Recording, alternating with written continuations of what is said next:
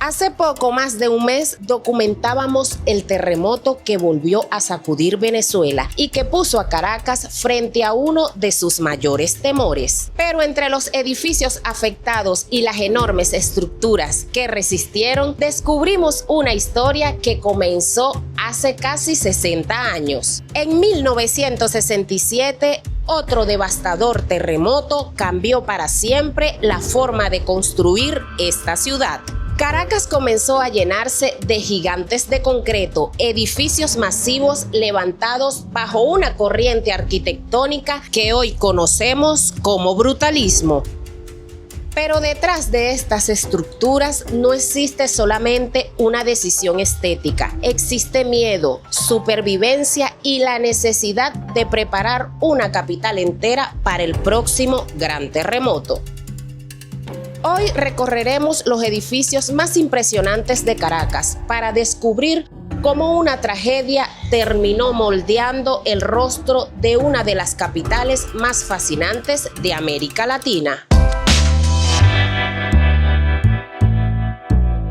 Brutalismo. ¿Qué es arquitectura brutalista? Bueno, mira, arquitectura brutalista. Primero, ¿de dónde viene esa palabra? ¿De dónde viene el brutalismo? Del vocablo francés béton brut. Béton brut, que quiere decir concreto crudo. Lo más importante de esta tendencia es mostrar los materiales de construcción sin pintar, sin revestir, en bruto, tal como son. El concreto o el hormigón va a ser su principal protagonista, aunque no el único. Podemos tener, por ejemplo, una torre como Parque Central, la torre este-oeste, exhibe también vidrio. Sin embargo, la imagen más contundente que nos queda en la cabeza es la omnipresencia del concreto armado, que es lo que va a hermanar estos edificios alrededor del mundo. No siempre se siguió una misma ética, o sea, cada quien diseñó de acuerdo a los desafíos que se le presentaron. Hubo motivos políticos que a veces influenciaron la arquitectura, otras veces no, otra vez fue por el debate libre de arquitectos en donde sector público y privado participaron por igual. Así que cada país va a contar sus propios contextos, van a ser realidades de los propios países en los cuales floreció mundialmente el brutalismo. Entonces lo interesante del caso venezolano es que cuenta la historia de Venezuela a través de una estética que puede ser común en todo el mundo. Vamos a empezar este recorrido por el más grande símbolo del brutalismo, de la arquitectura brutalista de la ciudad de Caracas, porque lo vamos a introducir en Parque Central. Aquí vas a tener 4 torres residenciales, 1, 2, 3, 4, sí, conectadas con un puente. Okay. Luego en la torre oeste vas a tener aquí 3 torres, 1, 2, 3. Okay. Van 7, la octava.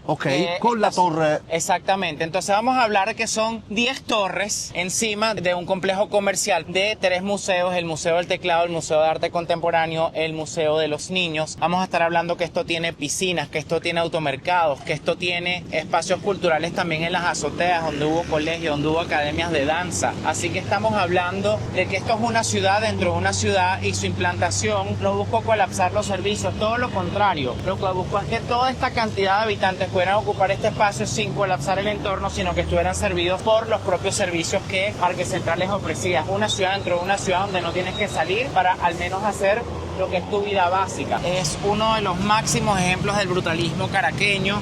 Ya hablaremos de sus récords y quiero hacerlo también de la mano de sus habitantes, que no lo veamos como una cosa ahí, como un edificio que está estático, sino que es un elemento vivo. Como ves, es uno de los ejemplos más impactantes del brutalismo caraqueño. Además, es una ciudad dentro de una ciudad, es un tema de escala que rompió con todo lo que existía en la ciudad. Siguen estando aquí los edificios más altos de la ciudad, que son las torres este y oeste, y las torres residenciales también destacan dentro de todo el perfil urbano. Así que esto fue un cambio de escala para siempre en la ciudad. El concreto armado aquí se nota, se ve en toda su magnificencia. Así es. ¿Cuánto impactante ha sido el empezar a construir en concreto armado respecto a lo que pudiera ser la época de la Caracas golpeada por los terremotos? Bueno, mira, precisamente el concreto armado va a ser una respuesta a toda la realidad sísmica que tiene la ciudad. En el 67 ocurre el devastador terremoto, el último que hemos tenido, y eso va a hacer que las estructuras cada vez sean más presentes. Fíjate Acuérdate que Parque Central va a iniciar en la década de los 70 y va a continuar, y para el momento de que ocurre el terremoto eso cambia las leyes sísmicas, ¿no? A partir del terremoto. Entonces eso va a hacer que las estructuras cada vez tengan un protagonismo mayor dentro de lo que son las edificaciones. Entonces eso va a favorecer ese proceso que ves las estructuras por fuera, tú ves una previsora o ves el mismo Parque Central con toda la estructura por fuera. Eso, por la presencia que ahora iban a tener las estructuras y por el espacio que se ocupaba eso dentro de los propios espacios para habitar, va a empezar a ser una solución sacarlas, le da protección por un lado, lo hace más seguro. Eso es un sistema estructural que puede ser bastante más seguro, pero además te libera el espacio interno de todo lo que tienes para rentar. Entonces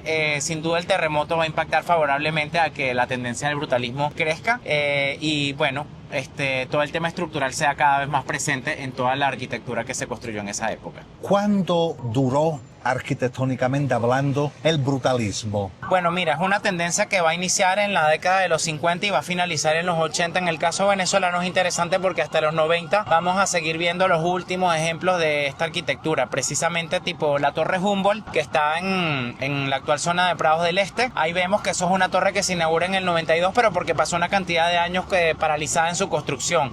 Pero vamos a tener hasta los 90 estructuras de este tipo apareciendo.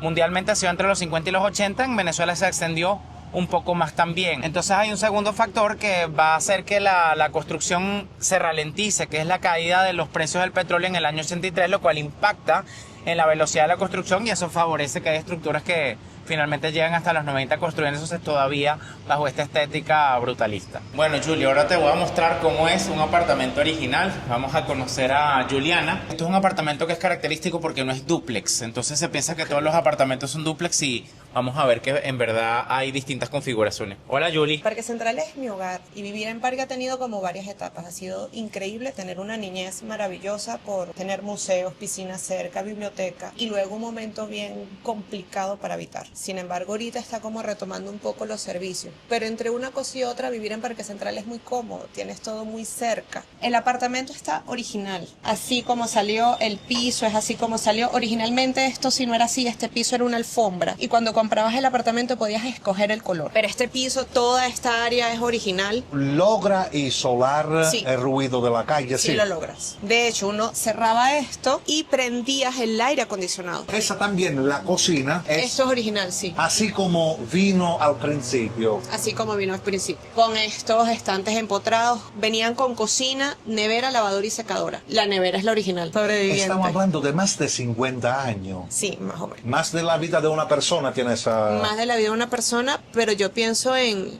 la comodidad que Sí. te ofrecían para vivir acá. Sí. O sea, ya amoblado, con todas estas comodidades, lujos. Una estructura que mantiene su fascino, aparte que es céntrico, que es una Sí. pequeña ciudad dentro de una ciudad que Sí, es lo Caracas. Hay gente que me dice cómo lo logran, porque son demasiados apartamentos, demasiada gente. Bueno, Julie, de este lado puedes apreciar la vista de mi casa, pero Se desde domina toda todo. San Agustín. todo desde San aquí. Agustín.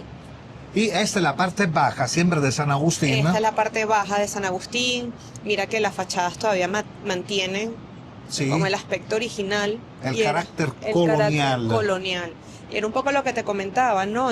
Me parece chévere la modernización, pero que la modernización no te quite el valor de lo que tiene. Por la edad que tiene, se mantiene muy bien. Se mantiene La muy estructura está impecable. Es verdad que el concreto le da una El robustez, le da concreto lo aguanta todo, una fuerza. de verdad. Y es lindísimo por el hecho de que se demuestra el esfuerzo artesanal. O sea, eso fue un carpintero que tuvo que hacer una tablilla para poder hacer ese molde al concreto y de alguna manera queda ese esfuerzo artesanal y, por ejemplo, exactamente. Entonces, bueno, aquí está la marca de todas las tablillas y hay veces que en las tablillas tú puedes ver la veta de la madera. O sea que además de demostrar un poco el esfuerzo artesanal de quien tuvo que hacer la tablilla, también es mostrar esa marca que deja la madera. Cada uno de estos Sí, niveles, señor, correcto. una tablilla, ¿en qué sentido? Que se metió una Sí, tabla. una tabla de madera y tú necesitas un carpintero que va ¿Qué? taca, taca, taca, taca, haciendo todo eso porque en el caso de estos vaciados de concreto, o sea, tú tienes por supuesto todo el molde que va a ser Sí. de madera, entonces lo lindo es que tú retiras la madera Y queda Entonces, eso fue un carpintero que hizo ese trabajo. Y por otro lado, además queda la muestra de la madera. Entonces hay un homenaje al material que hizo posible que el concreto tomara esa forma. Porque piensa que el concreto tiene esa posibilidad escultórica, ¿no? ¿En cuánto tiempo se desarrolló Parque Central? Empieza en 1970 y la última inauguración es en 1983. O sea, estamos hablando que fueron 13 años, sí. Ok. Entre diseño, construcción y yo tuve la oportunidad, hemos tenido la oportunidad de compartir con Nikolai Sidorkovs, que él participó en el proyecto original dentro de la oficina de Sisu y Shaw, que son quienes diseñan Parque Central. Y él me decía que llegó un momento en que la velocidad de la construcción era tan acelerada que no había tiempo de hacer un poco el panorama bien al revés. O sea, a partir de lo que se construía luego se pasaba a planos, o empezó a hacer al revés. O sea, que te podrás imaginar es que, claro, esto tú lo dijiste, o sea, ustedes lo comentaron, esto es una ciudad dentro de una ciudad. Acá se aprecia. O sea, hay algunas marcas de la madera. ¿Cuándo empezó el decadimiento de Parque Central como tal, para tener una fecha? Yo creo que ya como a mis 15, 16 años empezó, pero la época más fuerte fue 2015, 16, 17. Igualmente hablamos recién, 10 años atrás, más o menos. 10 años atrás, más o menos. Ok. En espacios oscuros, sin iluminación. Además que fue la época en la que migró muchísima gente, entonces sentías como el abandono. Yo creo que era un reflejo de lo que estábamos viviendo. Bueno, Julio, aquí estamos en la parte más alta de Parque Central, que por supuesto estos son áreas comunes de los residentes, que eso es algo muy bonito. Difícilmente podríamos tener el privilegio de estar acá si no tenemos el contacto de Juliana, que es una vecina, ya que estos son áreas comunes de... Ah, esto que vemos aquí es el famoso pasillo que colega una torre a la otra que se ve desde afuera. Exactamente. Bellísimo. ¿Y aquí cuáles son las torres que se conectan, Julie? El edificio Caruata, que es Ajá. este, con el edificio Tacagua. Entonces ahora vamos a cruzar de una torre. Cuando decimos que es una ciudad, dentro de una ciudad, los espacios le dan su justicia. Aquí se le está prestando más atención a los espacios. Este es, como tú me decías, una parte que pudiera ser verde antes. Que pudiera ser verde. Ok. Fíjate que tiene el diseño, tiene la jardinera, tiene la tierra y tiene justamente el acceso a la luz. O sea que... Y también todos esos espacios para sentarse, para compartir, para pasar un buen rato. Porque acá arriba quedaban escuelas de danza, escuelas de ballet. Mira, Julio, ahorita estamos en una zona, pero en aquella zona de Parque Central donde está el edificio Tejar y San Martín, que está otro puente igual a este donde estamos ahorita, allá había un colegio, primaria, y yo estudiaba allí. Ahorita vamos a ir a ver una maqueta y para conocer un poquito cómo fue todo este súper diseño, esta súper ciudad, y yo creo que cuando ves la maqueta... Ya la veo. Parque Central va a ser esa parte que está como más hacia esa parte de la maqueta. Entonces, fíjate, son dos torres corporativas que tienen dos récords. Uno mundial. Fueron las estructuras de concreto armado más altas del mundo. Por otro lado, también fueron las torres más altas de América Latina hasta el año 2003. O sea, por 20 años tuvimos las torres más altas de América Latina aquí instaladas en Caracas. Luego, están complementadas con 8 torres que originalmente fueron todas con diseño residencial, pero en Chile suceden todos los Pinochet de Allende, todos esos sucesos que obligan a mudar la Conferencia de los Derechos del Mar de Santiago a Caracas. Entonces, lo que es la torre Anauco termina en el Anauco Hilton. Entonces, esa torre residencial fue transformada en hotel. Entonces, ¿qué tenemos? 2 torres corporativas, 7 torres residenciales, un hotel de ese tamaño. Todo el tema del centro comercial que une todo este gran complejo por debajo.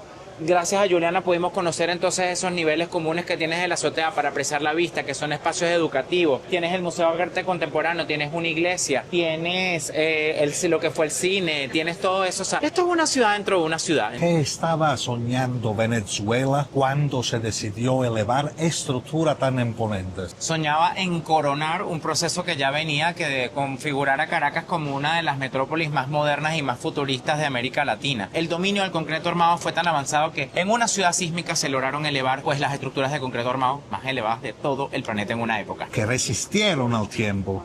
Resistieron al tiempo y llegaron hasta resistir un incendio. El concreto, lo que dijo Juliana arriba, fue de tan elevada calidad que al final eso es lo que permite que cuando la torre esta se quema, creo que fue en el 2004, si no me equivoco, en el 2004, pudieran resistir a todo ese incendio. Esta es la torre este. Esta fue la torre que se quemó, de hecho en el 2004. Y bueno, desde el momento que se incendió, porque eso pasó unas cuantas horas bajo fuego, ¿no? Los últimos 20 pisos de la torre bajo llamas, total que nadie se explicaba por qué no había colapsado. Entonces hay varias razones. Primero que nada tenemos el magnífico concreto, porque el concreto fue capaz de soportar esas altísimas temperaturas. Si esto hubiese sido completamente de metal, se hubiera fundido, ¿no? Ok. Y aunque eso tiene un esqueleto metálico, pues el concreto permitió que la torre resistiera todo eso. Por otro lado, todo el sistema de circulación, o sea, sensores, están como por fuera, no están en el centro de la torre, que es lo típico, y eso evitó que hubiese como una chimenea en el centro que fundiera la torre por dentro. Entonces, gracias a esos factores, o sea, lo que es el concreto, el sistema de circulación vertical, tal como está diseñado, permitió que la torre aguantara por todas esas horas sin caerse. El complejo de Parque Central y el Teresa Carreño, que también es un complejo cultural, están conectados por un puente. Entonces, de alguna forma, se está planteando eso, el diálogo entre las personas que viven aquí y que ellos puedan acceder entonces a la función cultural de todo este complejo, este súper complejo. O sea, bueno, el Teresa Carreño muestra el hormigón en todo su esplendor, porque aquí hay volumen. Hay mucho volumen y es otra cosa interesante, porque este es quizás el edificio embajador del brutalismo por al menos Caracas. Cuando tú buscas brutalismo en Latinoamérica, uno de los edificios que te sale de primero va a ser el Teatro Teresa Carreño, y es que cuando tú te paras delante entiendes por qué. Nos estamos en el este de lo que es Parque Central, y te acuerdas que comentábamos que hay una conexión entre ambos. Entonces hay varias terrazas, que eso es parte de lo fascinante que va a tener el Teresa Carreño, que va a estar jugando con todos los niveles que están siendo conectados por dentro y también con los desniveles que tiene a nivel de terreno, ¿no? Entonces aquí, por ejemplo, llegamos a otro nivel, a otra terraza, que fíjate que nos anuncia el Parque de los Caobos. Entonces esto prueba lo que yo te decía. Esto estaba pensado para conectar y homenajear el Parque de los Caobos. Aquí estaba, entonces aquí estuvo la patana por mucho tiempo. Sí, claro. Entonces la idea era que tú aquí pudieras comerte algo con esta vista magnífica. Un parque que tiene un valor excepcional porque concentra una muestra importantísima de los árboles más viejos de la ciudad, al ser muchos de estos árboles más que centenarios. Bueno, amigos, nosotros hicimos un otro recorrido por la ciudad de Caracas y estuvimos caminando por la maravilla que es el Parque Los Caobos. Si ustedes no lo vieron, le recomendamos vivamente de irlo a ver, porque fue un recorrido de verdad que nos gustó mucho, y sobre todo le mostramos cuánto es bonito el Parque Los Caobos y sobre todo cuando es silencioso, cómo aísla el ruido de la ciudad. Así es. El ruido del tráfico y del caos urbano. Y si te giras, inclusive puedes ver aquí el diálogo entre ambas cosas, ¿no? Ves todo el tema del complejo del Teatro Teresa Carreño con el complejo urbanístico de Parque Central. Una buena armonía constructiva, podemos decir.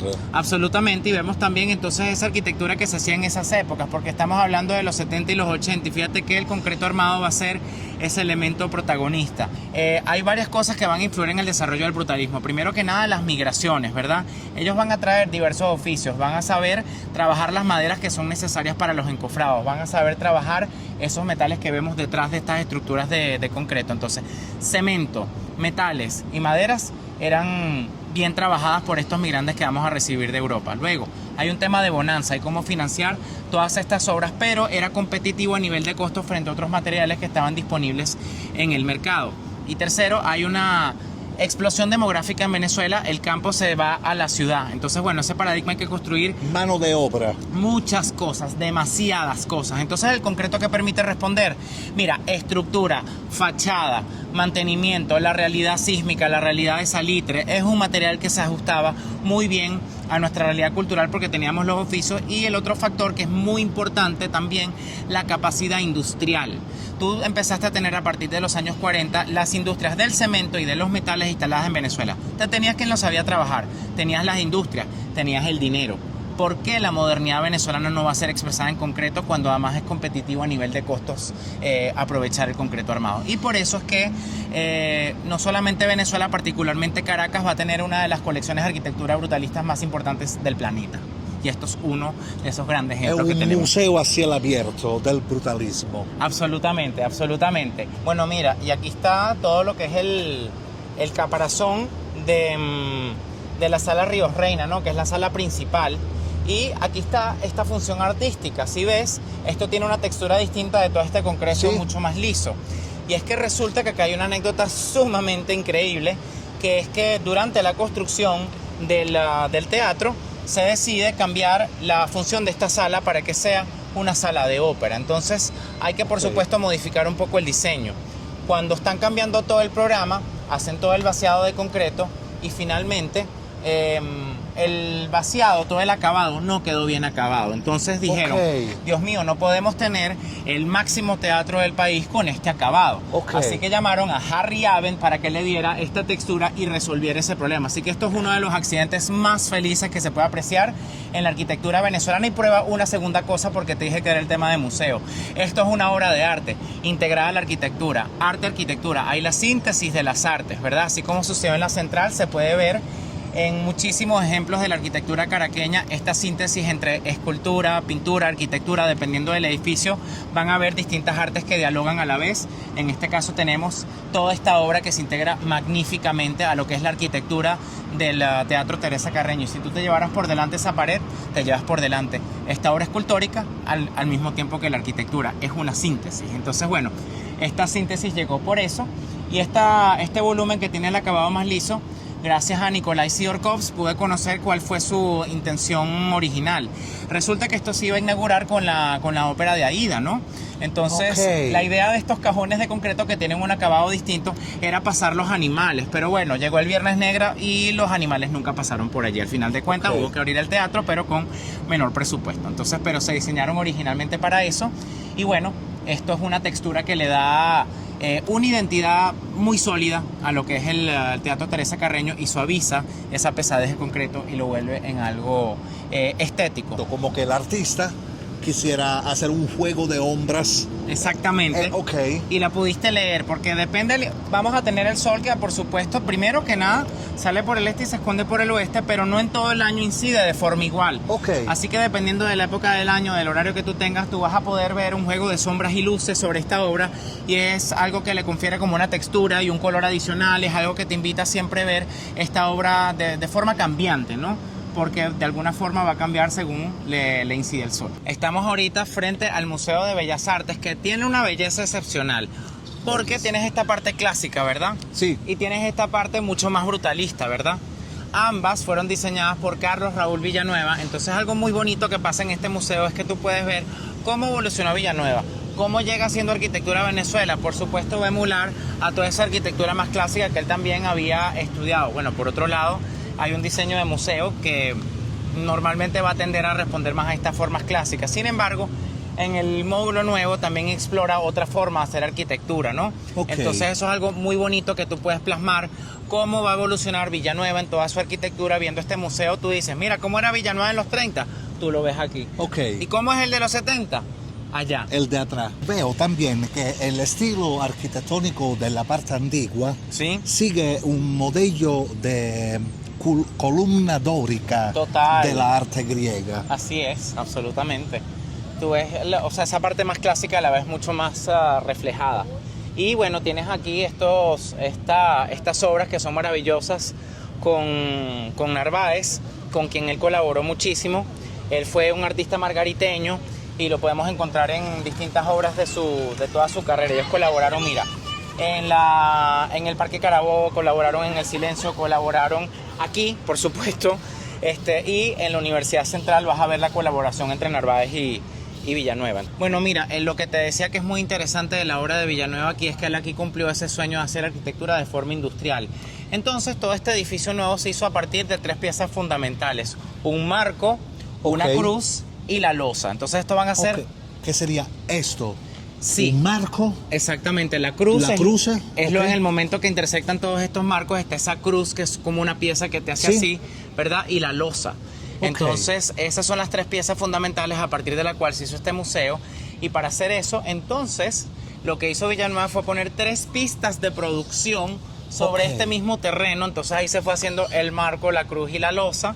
Y él simplemente después ensambló todo eso. Y esto que estás viendo acá son los cables que después tensaron todo el edificio. Esto que está ahí, sí señor.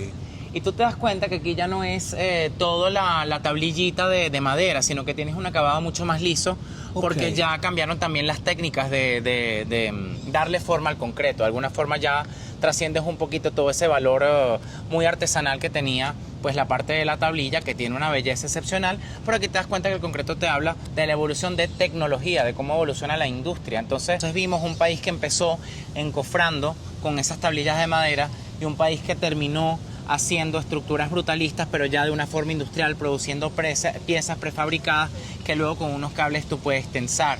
Entonces tú ves el avance de técnicas para usar el mismo material.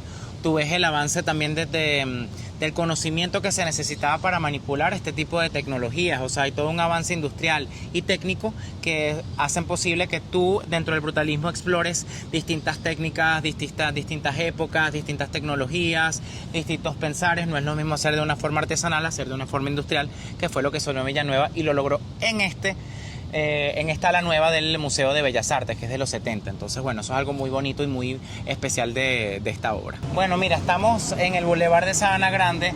No podemos dejar de hablar de brutalismo y no venir a ver el Banco Metropolitano, que es uno de esos edificios súper... Este que está acá, que es un edificio... Fíjate que no le presté nunca atención. Bueno, pero es que mira, nada más está construido en una franja de menos de 11 metros de largo, o sea, de lo que es de frente a la calle. Y aquí resolvieron varias cosas, un nivel comercial, la agencia bancaria que iba allí y todo el nivel corporativo. Bueno, no sé si nuestros amigos lo están viendo, pero el espesor es solo 11 metros. Exactamente. Cada piso más alto da sombra al piso más bajo. Es correcto, y mira aquí que como que tú sientes que estos cubos se multiplican, hay una sensación de infinito, es una cosa increíble. Entonces, bendiciones, hasta luego. Bendición.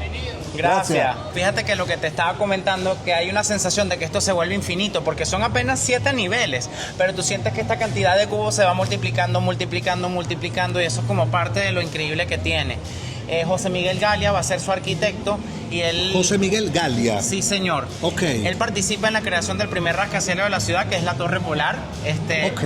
Pero al hacer esto, él le preguntan cuál edificio prefiere en su vida y él dijo que este es el edificio que mejor explica su forma de hacer arquitectura. Ok. Entonces, bueno, cuando te paras por debajo, mira. Ese espacio de la parte interna es como para hacer entrar el viento, para dar...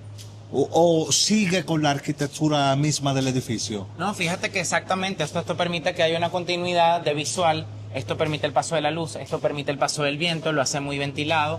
Por otro lado, este gesto de alguna forma te viene. Fíjate que es un edificio muy estrecho, sí, porque de alguna forma él te va captando a entrar, es parte de lo bonito que tiene y cómo logró separar sus usos, ¿no? Porque, oye, una oficina tú no quieres que todo el mundo te esté llegando. Claro. Entonces, bueno, fíjate que el edificio de oficinas está como separado de todo lo que es la parte comercial que está al nivel del bulevar. ¿Por qué? Porque tú quieres más bien aprovechar el flujo de las personas que te están pasando frente al bulevar. Y aquí yo creo que se ve muy bien esa capacidad escultórica que tiene el concreto armado. Entonces, no solamente tengo la posibilidad de crear edificios resistentes que resisten el salitre, terremotos, etcétera, sino formas que yo sé que pueden que no te gusten, pero tú ves esto y tú no me vas a decir que no te parece impresionante. Bueno, y otra cosa impresionante, date cuenta que son 2 muros que sostienen a todo esto. O sea, la estructura realmente son estos muros que van a sostener a todo el edificio. Yo creo que eso es otra de esas cosas como espectaculares, que es como un edificio donde yo estoy construido flotando sobre 2 cosas que me aprisionan, ¿no? Sí. Entonces eso es otra de las cosas maravillosas también que tienes acá. ¿Eso de qué año más o menos estamos hablando? En la década de los 70 se hizo este edificio. Sí, señor. Y cómo juega entonces él también con estos paneles, fíjate que esto le da como un ritmo, esto le da, lo hace, ¿cómo sería la palabra? Lo hace atractivo. Sí. O sea, de alguna forma no es de concreto y ya, sino con una forma simple, unos simples cuadrados. Tú ves como también le da una estética, hay una búsqueda estética muy clara en este edificio. Llegamos a un otro ícono de la ciudad de Caracas, porque estamos frente a la torre de la previsora. Eso es correcto. Y ahora tú nos vas a contar qué importancia tiene por el brutalismo caraqueño esta estructura. Bueno, es importantísima primero que nada su forma, nos llama la atención por su forma de pirámide. Su forma no fue un capricho, fue escogida porque es una figura segura. Esto es una torre que si tiembla, ella nunca se va a deformar y se escogió por la característica que tiene de ser indeformable, ¿verdad? Y la directiva se empeñó por tener un reloj con tecnología suiza. Entonces, bueno, el reloj que está allá arriba lo hace Ignacio Fungariño Y por otro lado, la casa relojera suiza Patek Philippe dio tecnología para que le dé la hora desde Que cuando ustedes 1973. se van a preguntar cuál es el tamaño de calidad que tiene el reloj de la torre de la previsora, ustedes entienden. Exactamente, entonces eso es muy importante. Vamos a subir allá arriba, los arquitectos van a ser 4. Pablo Lasala, Bernardo Borges, Francisco Pimentel y Jacobo Koisman. Entonces esos van a ser los 4 arquitectos que van a ser uno de los íconos. Una última cosa, el metro. El metro vino después y fíjate que tú te metes al metro homenajeando a la Torre de la Previsora, así que el metro tuvo esa intención de exaltar a la ciudad por encima. Ok, Y- porque tú puedes ver desde el metro el homenaje así, desde aquí, que forma una pirámide para collegarse directamente a la arquitectura que tiene la Torre de la Previsora. Exactamente, entonces aquí ves que hay una cosa que homenajea a la otra y eso es algo muy bonito que tiene también el metro, ese reconocimiento a los íconos que ya existían de esa metrópolis moderna. Así que bueno, vamos a subir al café. ¿Cuánto mide exactamente la estructura? Tengo entendido que son 119 metros. Ah, bien. Es un edificio bastante alto. Un estadio de fútbol. Vertical, exactamente. Entonces bueno, tienes esta belleza de forma que aquí ves que es indeformable. El terremoto viene y la comprime o esto también la hace que tenga... Lápide. Exactamente, entonces pura estabilidad. Bueno, aquí entramos con gentil favor de Mercy Quintero en su estudio para poder admirar la parte de la torre de la previsora desde encima de su reloj. Exactamente. Queremos agradecerla por la disponibilidad que nos De dio. verdad que gracias, Mercy.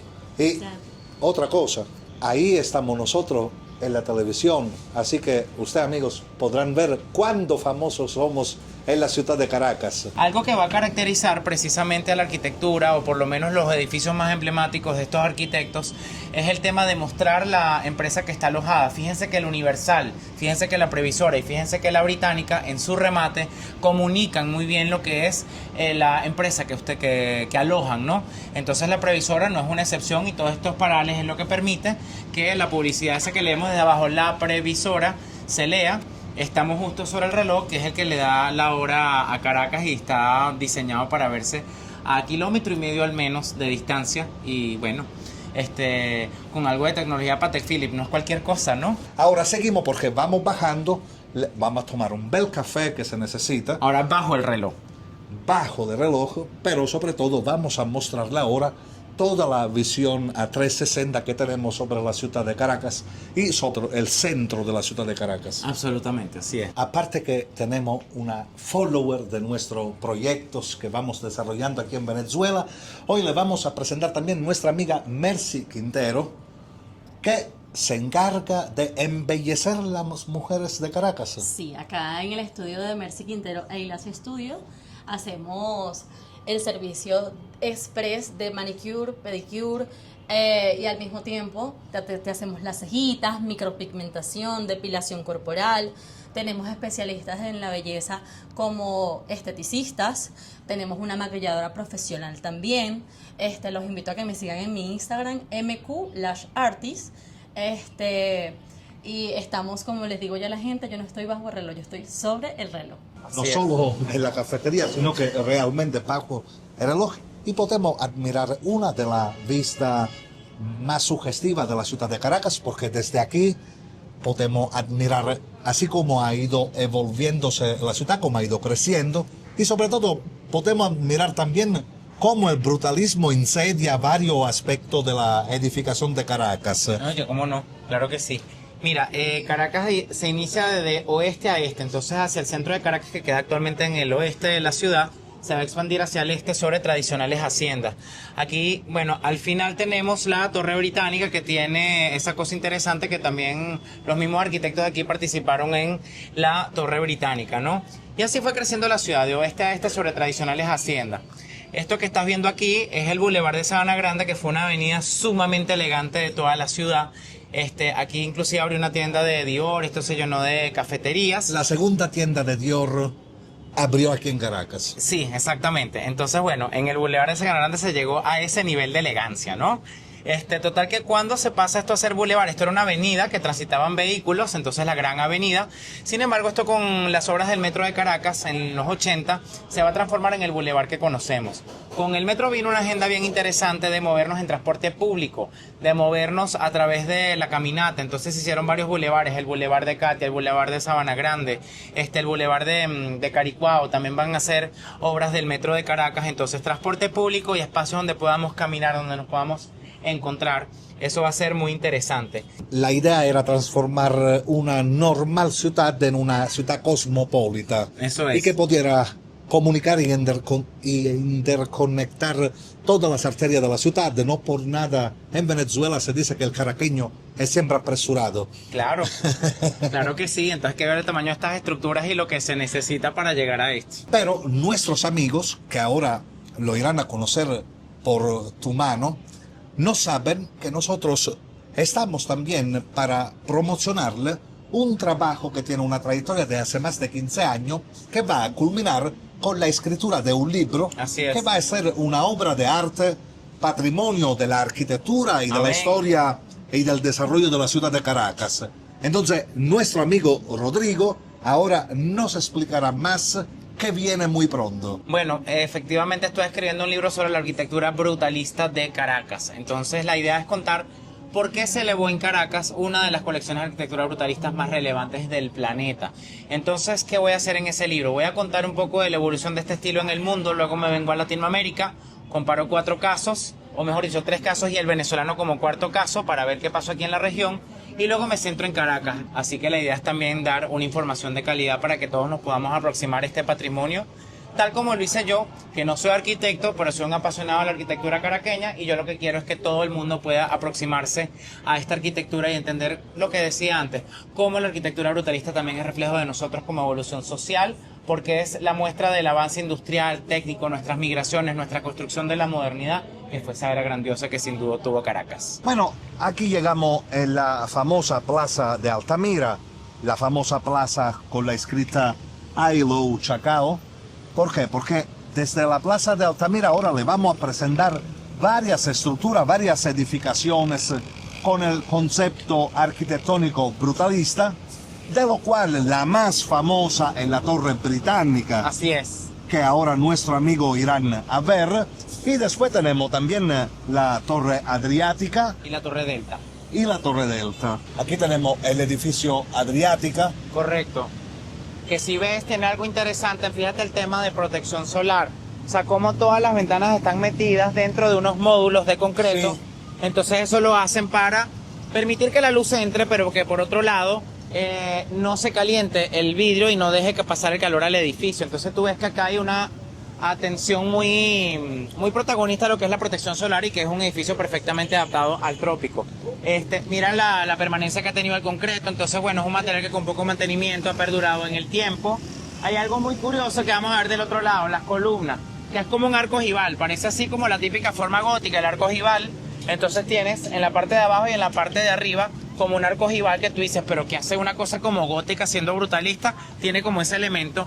Y hay un mito buenísimo de este edificio, que dicen que si tú lo voltearas fuera igualito, porque tiene un tema de simetría muy marcado. Entonces es uno de los mitos que está detrás de este edificio. Y fíjate que hemos tenido la Previsora como una aseguradora, la Adriática como una aseguradora. Vamos a ver luego la Británica, que va a ser otra aseguradora. Vemos el sector privado, vemos el sector público, como hizo el Teatro Teresa Carreño, cómo de alguna forma facilita todo lo de Parque Central, aunque no necesitó financiamiento público y por eso gana. Entonces, sector público, sector privado, por igual participaron en toda la construcción de estas arquitecturas brutalistas, porque en una aseguradora, la solidez, claro, lo fuerte, la resistencia. Es una aseguradora, yo tengo que demostrar que yo resisto, ¿verdad? Entonces eso es algo muy bonito. Entonces tú dices, pero bueno, estas cosas soviéticas, fíjate que en el sector privado también va a participar estas cosas, y no es un tema de solamente vivienda social, aunque también hay, no es un tema limitado a cosas necesariamente sociales, era también la identidad corporativa siendo expresada a través del concreto en el caso venezolano. Esta es otra estructura imponente del brutalismo. También de los 70, la Torre Delta.